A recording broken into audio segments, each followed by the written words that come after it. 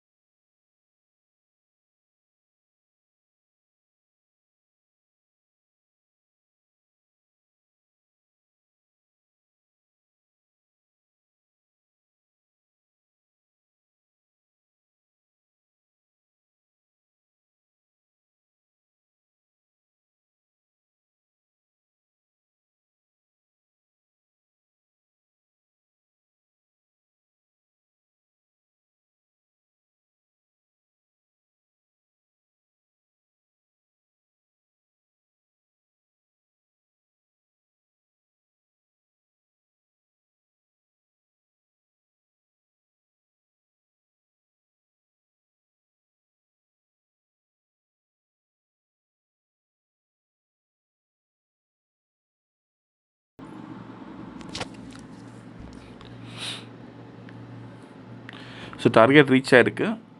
இன்றைக்கி கால் ஆப்ஷனில் பார்த்தீங்கன்னா வந்து 50,500 rupees வந்து லாஸ் இருக்குது. புட் ஆப்ஷனில் பார்த்தீங்கன்னா வந்து 1,02,000 rupees ப்ராஃபிட் இருக்குது.